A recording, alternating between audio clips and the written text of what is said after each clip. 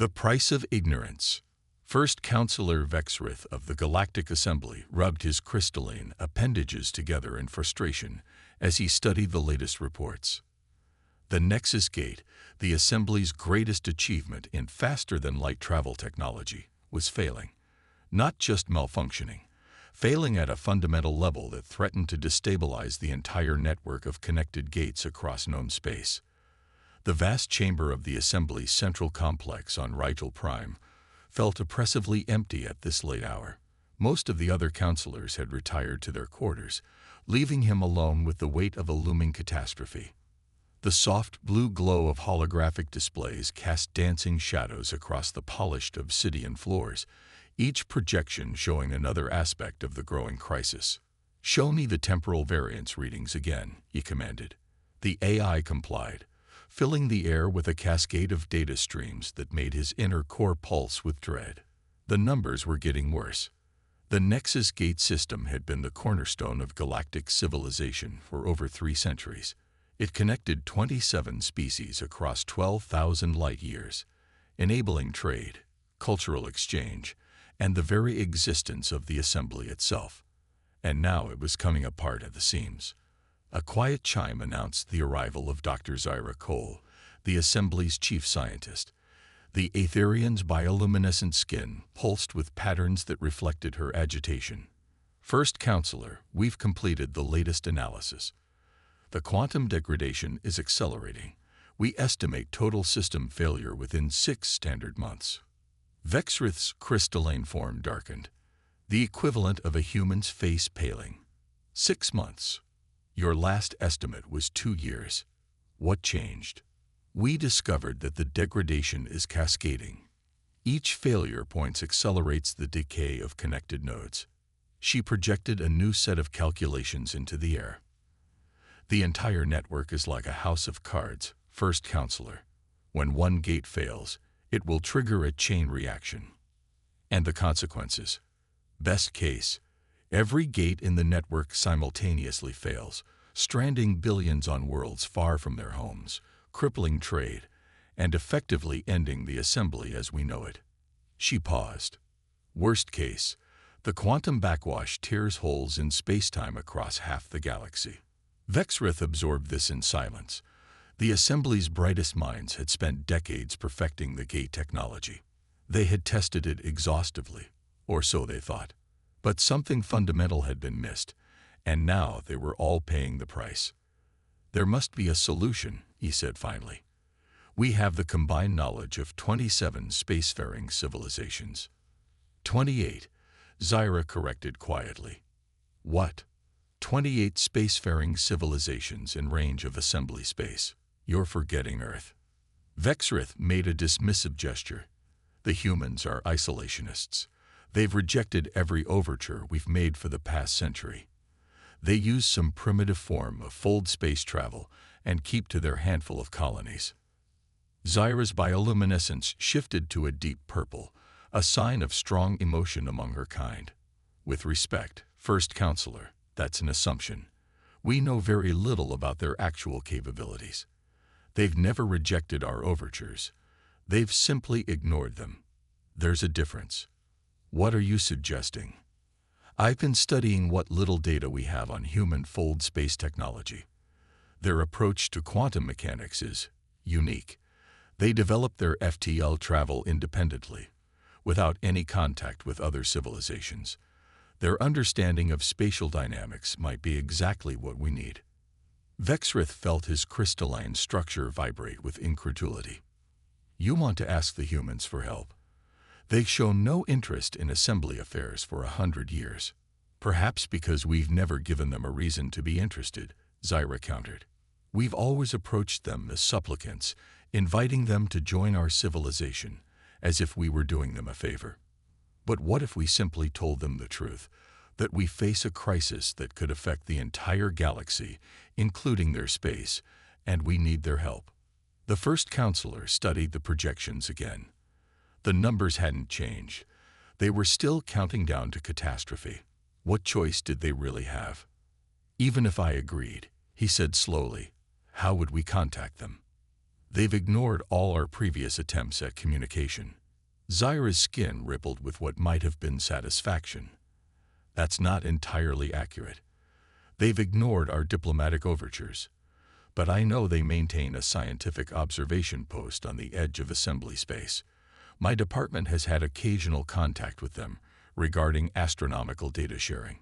They're selective about when they choose to respond, but they do respond. Vexrith felt the weight of centuries of assembly protocol and procedure pressing against this unorthodox suggestion, but he also felt the heavier weight of impending disaster. "Make the contact," he said finally, "but keep it quiet, if word of the gate degradation gets out before we have a solution." "Understood." Zyra's skin pulsed with acknowledgement. "I'll send the message immediately." As she turned to leave, Vexrith added, "And Zyra, make sure they understand the gravity of the situation. We need their best people on this." The Aetherian scientist paused at the door, her bioluminescence shifting to a curious pattern Vexrith had never seen before. "First Counselor, in my limited experience with humans, I've learned one thing. They never send anything less than their best. The question isn't whether they'll help us solve this problem. The question is whether we're ready for what we'll learn about them when they do." After she left, Vexrith stood alone in the vast chamber, watching the holographic displays chart the slow death of the Assembly's greatest achievement. He wondered if, in their century of dismissing humanity as primitive isolationists, they had made a terrible mistake. They were about to find out. Hidden strengths. The human observation post wasn't what anyone had expected. Instead of the primitive outpost Vexrith had imagined, the facility that greeted the Assembly delegation was a marvel of engineering that seemed to bend the very fabric of space around it. The station existed in what humans called null space, a concept that had the Assembly's finest physicists arguing for hours after first encountering it. Dr. Sarah Chen, the station's chief researcher, was equally surprising. The small human woman carried herself with a quiet confidence that made even the most august Assembly representatives feel like fumbling students. She listened to their explanation of the crisis without interruption, her dark eyes revealing nothing. "Show me the data," she said when they finished. The Assembly team exchanged glances. They had brought only a carefully curated selection of their findings, deemed appropriate for sharing with an outsider civilization. Sarah smiled slightly. "The complete data. All of it. Otherwise, we're wasting each other's time." After a moment's hesitation, Zyra transferred the full dataset. Sarah's fingers danced across holographic interfaces that made the Assembly's technology look clumsy and outdated. The human scientist's expression grew more serious as she delved deeper into the problem. "You've known about this for years," she said finally. It wasn't a question. "We detected the first anomalies 3 years ago," Zyra admitted, "but we thought we could solve it ourselves." Sarah nodded, still studying the data. "Pride. It's a universal constant, it seems." She made a gesture, and a new holographic display sprang to life, showing the gate network from an angle none of the Assembly scientists had considered. "You're not seeing the whole picture. The gates aren't failing. They're evolving." Evolving. Vexrith's crystalline form pulsed with confusion. "That's impossible. They're machines." "No," Sarah corrected, "they're quantum structures that interface with the fabric of space-time, and you've been forcing them to operate in ways they were never meant to. The network is trying to adapt, to find a stable configuration, but your control systems are fighting the natural progression." She manipulated the display, highlighting patterns that suddenly seemed obvious once pointed out. "You built the gates based on theoretical models, but you never fully understood the principles behind them. It's like building a fusion reactor by following instructions without understanding plasma physics." The Assembly scientists bristled at the implication, but Sarah continued before they could object. "We've been watching your gate network since you first activated it. It's an impressive achievement, but it's also dangerous. The quantum instabilities could have catastrophic consequences far beyond Assembly space." "You knew." Zyra's bioluminescence flared with shock. "You knew the gates were dangerous and said nothing." "We tried." Sarah pulled up another display, this one showing hundreds of diplomatic and scientific communiques sent from Earth to the Assembly over the past century. Every time we attempted to open a dialogue about the gates, we were politely but firmly told that the Assembly had everything under control. Eventually, we realized you wouldn't listen until you had no choice. Vexrith felt his world tilting on its axis. "All this time, we thought you were primitive isolationists." Sarah's smile held no humor. "We let you think that. It was easier than trying to convince you that your miracle technology needed fundamental redesign. But now we're out of time for pleasant fictions." She brought up a new set of equations that made the Assembly scientists gasp. "This is our solution. We call it quantum resonance anchoring. It will stabilize the network, but it requires completely rebuilding the control systems for every gate." "That would take years," Vexrith protested. "It would take us 3 months, Sarah corrected. "We've had the plans ready for decades. We just needed you to be ready to accept help." The implications of that statement hung in the air. The humans hadn't just been watching. They had been preparing, waiting for this moment with a patience that bordered on prescience. "Why?" Zyra asked finally. "Why help us now, after all this time?" Sarah's expression softened slightly. "Because despite what you may think of us, we're not isolationists. We're cautious. The galaxy is vast and dangerous, and rushing into alliances without understanding the consequences can be fatal. We needed to know who you were, how you would handle crisis, whether you could put aside pride when survival was at stake." She gestured at the failing gate network displayed before them. "This is your test as much as it is our introduction. How you handle this crisis will determine the future relationship between humanity and the Assembly." Vexrith felt the weight of that statement settle over him. "And if we refuse your help, then we'll do what we've always done: watch, wait, and prepare to contain the damage when the gates fail." Sarah's voice was gentle but implacable. "But I don't think you'll refuse. You're here, aren't you?" The first counselor looked at the human woman who had just casually revealed that her civilization had been 10 steps ahead of them for a century, and made his decision. "What do you need from us?" Sarah's smile finally reached her eyes. "Everything. Complete access to your gate network, full cooperation from your scientific community, and most importantly, trust. It's time for humanity and the Assembly to truly meet each other." As the human began outlining their plan, Vexrith couldn't shake the feeling that this was more than just a technological solution to a crisis. It was the beginning of something much bigger, and whether that was wonderful or terrifying remained to be seen. The observer effect. The Assembly's central complex had never seen such activity. 3 months into what was now called the Gate Reformation Project, the massive halls buzzed with a mixture of human and alien scientists. What had started as a technical collaboration was rapidly evolving into something far more profound. Admiral James Chen, Sarah's father and Earth's military liaison to the project, stood at the observation deck overlooking the main engineering bay. Below, teams of humans and Assembly species worked together, modifying gate control systems with a speed that would have seemed impossible just months ago. "They're adapting faster than we expected," commented Director Marcus Webb, Earth's Chief of Intelligence Operations. The tall, dark-skinned man had arrived unannounced that morning, causing quite a stir among the Assembly security forces who hadn't detected his ship's approach. "They're motivated," James replied, watching a Thoraxian engineer delicately manipulating quantum filaments under the guidance of a human specialist. "Fear of extinction is a powerful teacher." "And curiosity," Marcus added. "Now that they've seen a glimpse of what we can do, they're like children discovering a new toy. The question is, are they ready for what comes next?" Before James could respond, an alert chimed softly. A holographic display materialized, showing a cluster of red dots approaching Assembly space. James' expression hardened. "Right on schedule." "The swarm?" Marcus asked, though he already knew the answer. "Yes, moving exactly as our models predicted. They've detected the quantum fluctuations from the gate modifications and think the assembly is vulnerable. James pulled up additional tactical displays, showing the movement of various fleets and defense forces. The assembly's early warning systems haven't spotted them yet.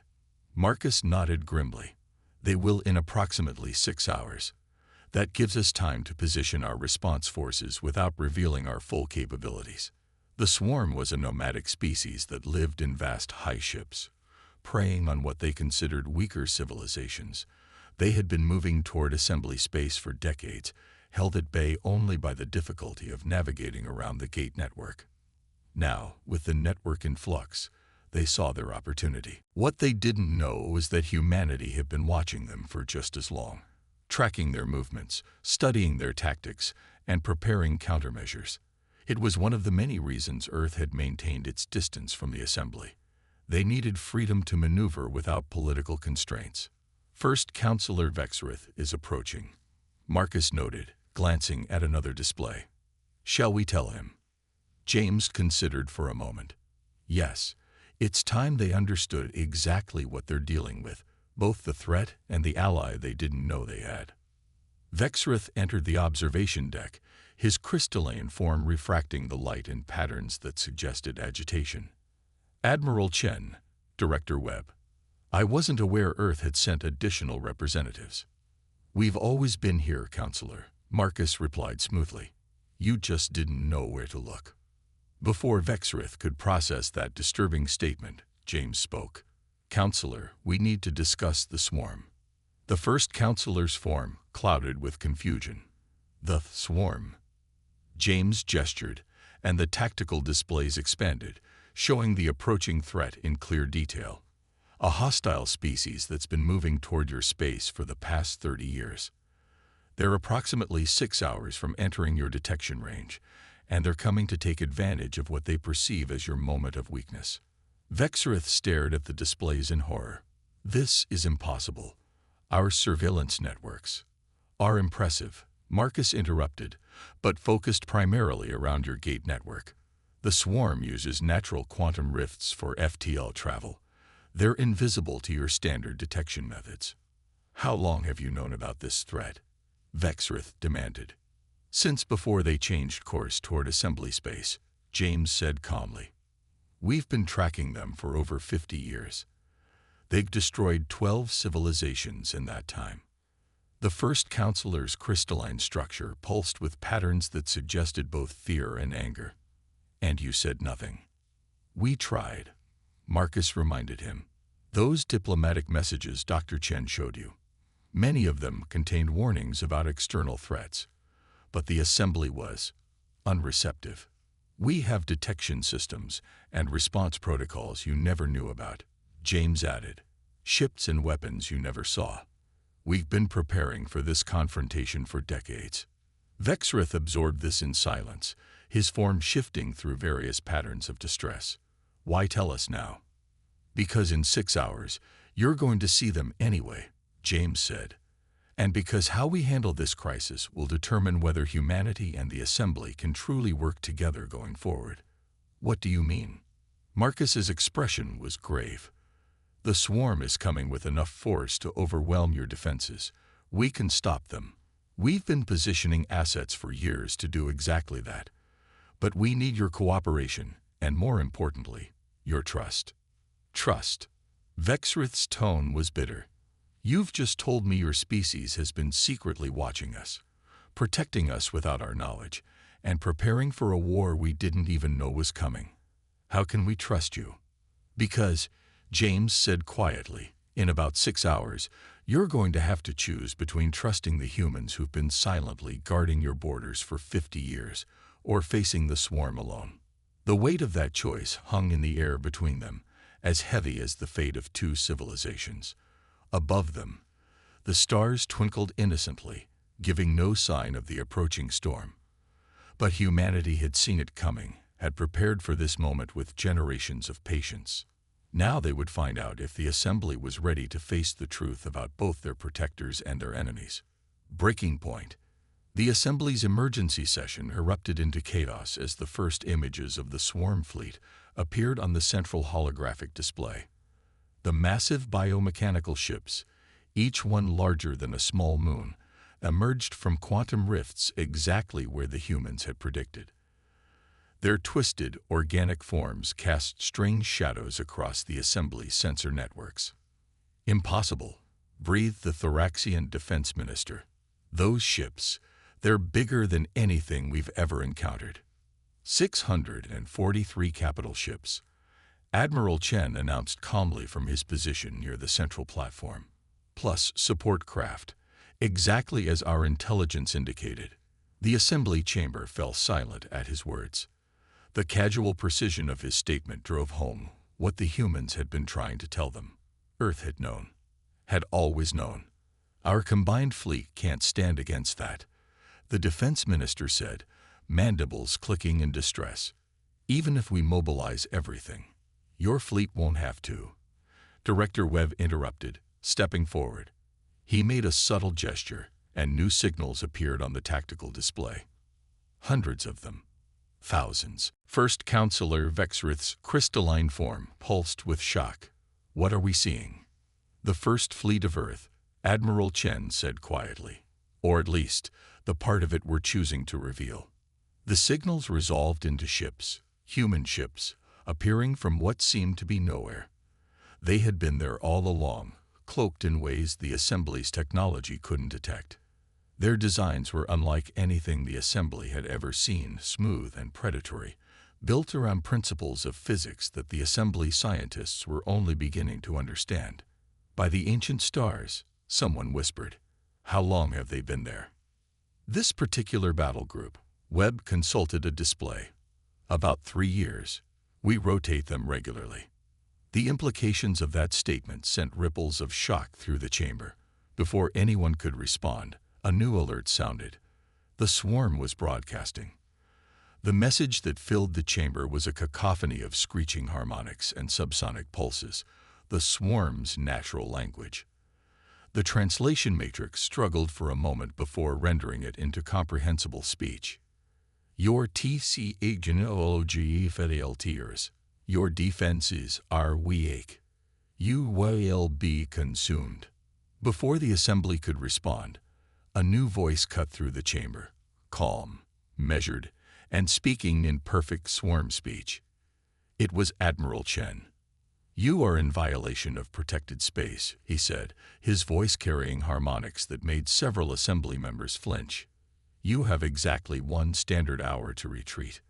The swarm's response was immediate and violent. "Humans, you dare anti-RFER. This is not your territory." "No," Chen agreed, "but it is under our protection. As you well know, we left warnings at the sites of your last 3 attempted invasions. Did you think those destroyed Hive ships were accidents?"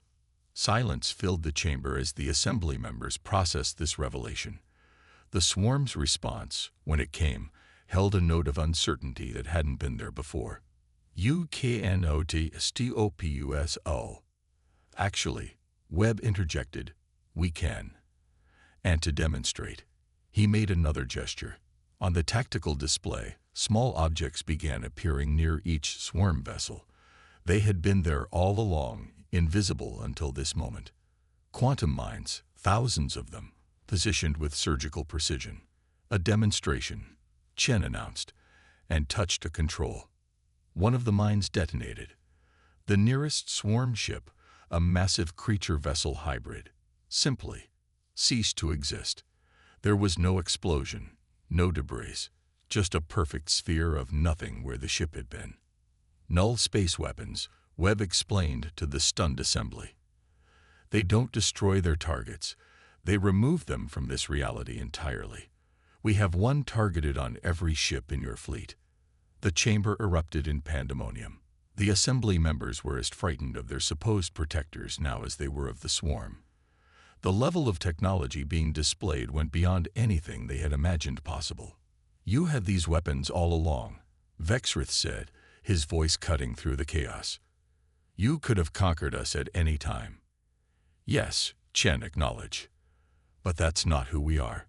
We prefer to watch, to protect, to guide when necessary. Conquest is inefficient. The swarm's next transmission held a different tone entirely. We will WITHDRA. But this is not over. Yes, Webb said softly, it is. Because if you ever return to this sector of space, we won't bother with warnings. Humanity has watched your species destroy worlds for too long. This is your final chance. The tactical display showed the swarm fleet beginning to retreat, their mighty ships suddenly seeming less impressive in the face of humanity's revealed power. As the immediate crisis passed, the assembly chamber remained silent, every member trying to process what they had witnessed. Their understanding of the galaxy's power structure had been upended in the space of an hour. Why? Vexrith asked finally. Why reveal all this now? Admiral Chen's expression softened slightly. Because the galaxy is changing.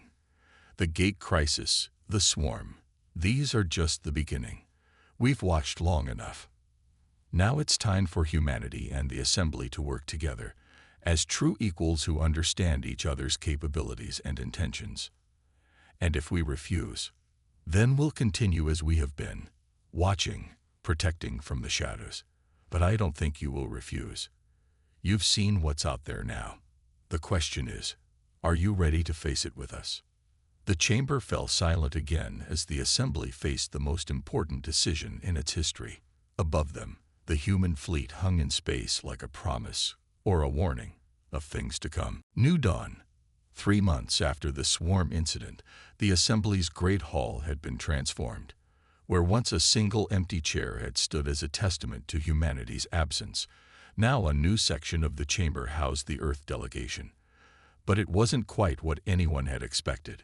Instead of taking their assigned seats at the assembly's grand table, the humans had quietly replaced their entire section with technology that the assembly's finest engineers were still trying to understand. The human representatives could attend from anywhere in the galaxy, appearing as perfect holograms that even the assembly's most sophisticated sensors couldn't distinguish from physical presence. Dr. Sarah Chen stood before the assembly, her image as solid as if she were there in person, though she was actually coordinating the final gate modifications from Earth's Quantum Research Center. The gate network is now stabilized, she announced, bringing up a complex holographic display that filled the chamber. The quantum resonance anchors are functioning perfectly. You'll find that travel times have been reduced by approximately 60%, and energy consumption is down by 75%. First Counselor Vexrith, who had survived the political upheavals of the past months largely because of his willingness to adapt, studied the display with his newly enhanced sensory matrix, a gift from the humans, and the safety protocols. Multiple redundancies are in place, Sarah assured him. The network can no longer be used as a potential weapon, and any attempt to modify the gates for military purposes will trigger an immediate shutdown of the affected sectors. The assembly members shifted uncomfortably at this reminder of humanity's oversight, but none protested. The events of the past months had fundamentally altered their understanding of their place in the galaxy. Admiral Chen's hologram appeared next to his daughters. The defense network is also complete. 20,000 autonomous Sentinel platforms are now operational, integrated with both assembly and Earth monitoring systems. No ship larger than a shuttle can enter assembly space without being detected, and controlled by Earth's military, someone muttered from the back of the chamber. No. Director Webb's hologram materialized, his calm presence somehow more intimidating than any show of force. The network is jointly controlled. All defensive actions require mutual agreement between Earth and Assembly commands. We're partners now, not overlords. Partners. The Thoraxian defense minister's tone was skeptical. You've spent centuries watching us, judging us, protecting us without our knowledge. How can we be partners when you're so far ahead? Are we? Sarah asked softly. She gestured, and a holographic display shifted to show a spider's web of connections. Trade routes, cultural exchanges, scientific collaborations that had sprung up between Earth and assembly worlds in the past 3 months. Your species all have strengths we lack. The Thoraxians' bioengineering surpasses ours. The Aetherian understanding of quantum consciousness could revolutionize our AI research. The crystalline collective's data storage technologies are decades ahead of ours. We don't seek to dominate, Admiral Chen added. We seek to collaborate. Yes, we kept our distance. Yes, we watched and waited. We needed to be sure that when we finally engaged fully with the galactic community, it would be with partners who were ready to face the truth. What truth? Vexrith asked. That the galaxy is larger and more dangerous than any of us imagined, Webb said. The swarm isn't the only threat out there. We've detected at least 3 other hostile civilizations moving through the dark spaces between galaxies. Ancient automated weapons platforms left by long-dead empires are scattered throughout unexplored space. And there are other things. Things we don't fully understand yet. The chamber fell silent as the implications sank in. Humanity hadn't just been watching the assembly. They'd been watching the darkness between the stars, standing guard against threats most species hadn't even imagined. So what happens now? The question came from a junior representative, one of the new generation that had embraced the changes of recent months. Sarah smiled. Now we learn from each other. We grow together. The quantum gates were just the beginning. Wait until you see what we can achieve when we combine your biotechnology with our quantum engineering, or when we apply your psychic mathematics to our null space theory. And if these other threats come, someone asked, then we face them together, Admiral Chen said firmly. Earth's full military capability, combined with the Assembly's resources and the unique strengths of all of our species, we estimate it makes us approximately 3 times stronger than humanity alone. Which is why we finally revealed ourselves, Webb added. We could protect you from the shadows, yes, but we couldn't protect everyone from everything forever. Not alone. We need each other. Vexrith's crystalline form shimmered with patterns that indicated deep thought. You know, he said finally, when we first extended that invitation to Earth a century ago, we thought we were offering to help lift up a promising young species. He gave the equivalent of a crystalline laugh. We had no idea we were actually taking the first step toward our own salvation. Not salvation, Sarah corrected gently. Partnership. We're not your protectors anymore. We're your allies. And together, she smiled, and in that smile was the promise of a future brighter than any single species could create alone. Together, we're going to reshape the galaxy. The assembly chamber buzzed with excited discussion as representatives began proposing joint projects, cultural exchanges, and research initiatives. The empty chair that had stood as a symbol of humanity's isolation was gone, replaced by something far more valuable, a bridge between civilizations. Above the chamber, Earth's massive ships hung in formation with assembly vessels, their crews already working together, learning from each other. And in the vast darkness between the stars, ancient threats stirred and moved, unaware that the galaxy they sought to invade was no longer divided, no longer vulnerable. Humanity had watched, waited, and prepared. Now, finally, they had found allies worthy of the challenges ahead. The age of isolation was over. The age of unity had begun.